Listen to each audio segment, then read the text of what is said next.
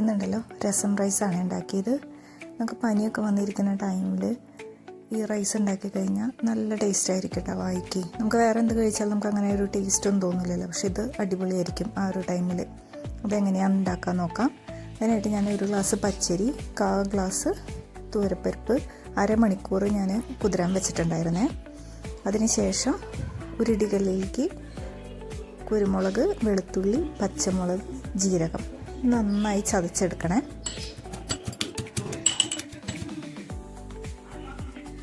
ചതച്ചത് നമുക്ക് മാറ്റി വയ്ക്കുക. അതിന് ശേഷം നമുക്ക് രസം പൊടി ഉണ്ടാക്കണം. അതിനായിട്ട് ഒരു പാനിലേക്ക് കുറച്ച് തുവരംപരിപ്പ്, കുരുമുളക്, ജീരകം നന്നായിട്ട് ഒന്ന് ഇളക്കി കൊടുത്തതിന് ശേഷം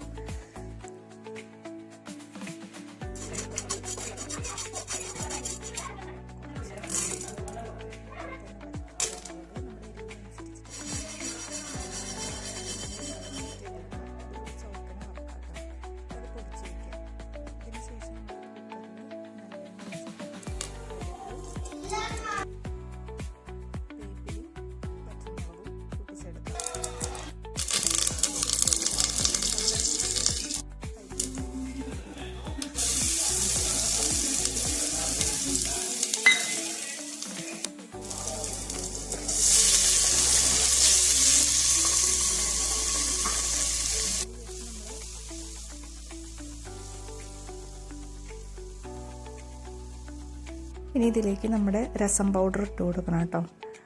അപ്പം അതിൻ്റെ ഇടയിൽ നമ്മൾ ഒരു നെല്ലിക്ക വലുപ്പത്തിൽ പുളി ഒരു 10-15 മിനിറ്റ് ചൂടുവെള്ളത്തിൽ കുതിരാൻ വെച്ചിട്ടുണ്ടാവണം. അപ്പോൾ ഇതിലേക്ക് കുറച്ച് മഞ്ഞൾപ്പൊടി ഇടുക. അതിന് ശേഷം നന്നായി ഇളക്കിയതിന് ശേഷം നമ്മൾ ആ പുളി പിഴിഞ്ഞൊഴിക്കണം കേട്ടോ. പുളി ഇച്ചിരി കയറി നിന്നാലും കുഴപ്പമില്ലേ. പുളി അതുപോലെ തന്നെ കുരുമുളക് ഇത് ഇച്ചിരി മുന്നിട്ട് നിന്നാൽ നല്ല ടേസ്റ്റ് ആയിരിക്കും കേട്ടോ. പിന്നെ ആവശ്യത്തിന് ഉപ്പ് ഇത് നന്നായി ഇളക്കാം. ഇതിൽ നന്നായിട്ട് വെള്ളം വേണം കേട്ടോ. നല്ല കുഴഞ്ഞിരിക്കണേ. ഇച്ചിരി നല്ലോണം ലൂസായിരുന്നാലേ ഇതിന് ഈ ഒരു രസം റൈസിന് ടേസ്റ്റ് ഉണ്ടാവുള്ളൂ. അതിനാവശ്യത്തിന് ഞാനൊരു 3-4 കപ്പ് വെള്ളം ഒഴിച്ചിട്ടുണ്ട്. എന്നിട്ട് 4-5 വിസിലടുപ്പിക്കണേ. അടച്ചു വെച്ചിട്ട് 4-5 വിസിൽ. ഇത്രേ ഉള്ളൂ കേട്ടോ പരിപാടി.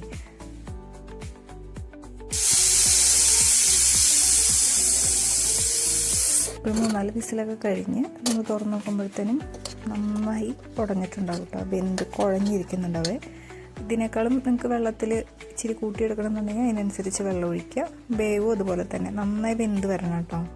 എന്നിട്ട് മല്ലിയില ലാസ്റ്റ് മല്ലിയിലേക്ക് ഇട്ടിട്ട് വേണമെന്നുണ്ടെങ്കിൽ കുറച്ച് കുരുമുളക് പൊടിയും കൂടി മുകളിലിടാം. അപ്പോൾ ഇത്രേ ഉള്ളൂ. അപ്പോൾ എല്ലാവരും ട്രൈ ചെയ്ത് നോക്കാം കേട്ടോ.